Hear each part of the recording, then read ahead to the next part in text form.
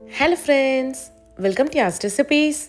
இன்றைக்கி நம்ம சேனலில் ஒரு சூப்பரான பீஃப் சுக்கா தான் எப்படி செய்யறதுன்னு பார்க்க போகிறோம். இது சப்பாத்தி, பரோட்டா, ரைஸ்னு எல்லாத்துக்கும் டேஸ்ட் சூப்பராக இருக்கும். வாங்க எப்படி செய்யறதுன்னு பார்க்கலாம். அதுக்கு நான் இன்றைக்கி 1/2 kg போன்லெஸ் பீஃப் எடுத்திருக்கேன். நீங்கள் வித் போன் கூட எடுத்துக்கலாம். இதில் 1/2 ஸ்பூன் மஞ்சத்தூள் சேர்த்துக்கலாம். 1 ஸ்பூன் உப்பு சேர்த்துக்கோங்க. 1 ஸ்பூன் இஞ்சி பூண்டு பேஸ்ட் சேர்த்துக்கலாம். இப்போ இதை லைட்டாக மிக்ஸ் பண்ணி விட்டுருங்க. நான் இன்னும் கேஸ் ஆன் பண்ணல. கேஸ் ஆன் பண்ணுறதுக்கு முன்னாடி இதெல்லாம் மிக்ஸ் பண்ணிவிடுங்க. இப்போ இது கூடவே ஒரு 1/4 கப் போல் தண்ணி சேர்த்துக்கோங்க. தண்ணி ரொம்ப சேர்க்காதீங்க, பீஃப்லேருந்தே தண்ணி ரிலீஸ் ஆகும். அதனால் கொஞ்சமாக தண்ணி சேர்த்துக்கோங்க. இப்போ இதை நல்லா கலந்து விட்டுக்கலாம்.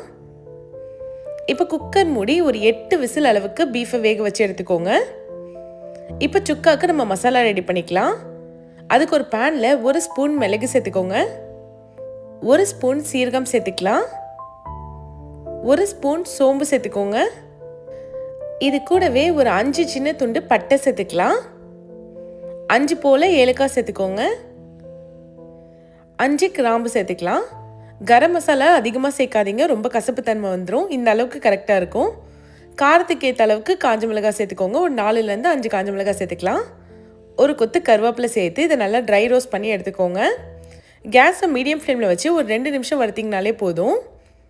லைட்டாக வாசனை வரணும், அந்த மாதிரி வறுத்து எடுத்துக்கலாம். நல்லா வறுப்பட்டுருச்சு. இப்போ இதை மிக்ஸி ஜாரில் போட்டு இந்த மாதிரி பொடி பண்ணி வச்சுக்கோங்க. கடாயில் 2லேருந்து 3 ஸ்பூன் எண்ணெய் சேர்த்துக்கோங்க. 1/2 ஸ்பூன் சோம்பு சேர்த்துக்கலாம். இது கூடவே ஒரு கொத்து கருவேப்பிலை சேர்த்துக்கலாம். இப்போ காரத்துக்கு ஒரு காஞ்ச மிளகாவை கட் பண்ணிவிட்டு சேர்த்துருக்கேன். ஒரு வெங்காயத்தை நல்லா பொடியாக கட் பண்ணிவிட்டு சேர்த்துக்கோங்க. நீங்கள் சின்ன வெங்காயம் இருந்துச்சுன்னா அதை கூட சேர்த்துக்கலாம், இன்னும் டேஸ்ட் நல்லாயிருக்கும். இப்போ வெங்காயத்தை நல்லா வதக்கி எடுத்துக்கலாம். வெங்காயம் நல்லா வதங்கி கண்ணாடி பதம் வரணும். இந்த அளவுக்கு வதங்கினதுக்கப்புறமா 1 ஸ்பூன் இஞ்சி பூண்டு பேஸ்ட் சேர்த்துக்கலாம். சேர்த்துட்டு இந்த பச்சை ஸ்மெல் நல்லா கம்ப்ளீட்டாக போகிற அளவுக்கு வதக்கி எடுத்துக்கோங்க. இந்த ஸ்டெப் ரொம்ப முக்கியம். பச்சை ஸ்மெல் கம்ப்ளீட்டாக போகணும். அதுக்கப்புறம் தான் நம்ம மற்றதெல்லாம் சேர்க்க போகிறோம். இது கூடவே வேக வச்ச பீஃப் சேர்த்துக்கலாம். தண்ணி இருந்துச்சுன்னா அந்த தண்ணியோடையே சேர்த்துக்கோங்க. எனக்கு தண்ணி கம்மியாக தான் இருந்துச்சு. இப்போது இது கூடவே தேவையான அளவுக்கு உப்பு சேர்த்துக்கலாம். ஆல்ரெடி பீஃப் வேக வைக்கிறப்போ நம்ம உப்பு சேர்த்துருக்கோம், பார்த்துட்டு சேர்த்துக்கோங்க. இப்போ நல்லா ஒரு 2 நிமிஷம் போல் இந்த எண்ணெயில் வதக்கி விட்டுக்கலாம்.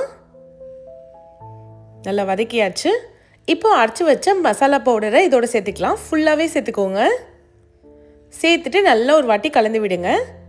அந்த மசாலா அந்த பீஃபில் ஒன்று சேர கலந்து வரணும். தேவைன்னா கொஞ்சமாக தண்ணி தெளித்து விட்டுக்கோங்க. இப்போ இது ஒரு 5 நிமிஷத்துக்கு லோ ஃப்ளேமில் வேக வச்சு எடுத்துக்கலாம். பாருங்கள், நல்ல எண்ணெய் பிரிஞ்சு சூப்பராக பீஃப் சுக்கா ரெடி ஆயிடுச்சு. அவ்வளோதான், ரொம்பவே சூப்பரான பீஃப் சுக்கா ரெடி பண்ணியாச்சு. இதை நீங்களும் ட்ரை பண்ணி பாருங்கள். இந்த வீடியோ பிடிச்சிருந்தா யாஸ் ரெசிபீஸ் சேனலை சப்ஸ்கிரைப் பண்ணிவிடுங்க. தேங்க்ஸ் ஃபார் வாட்சிங்.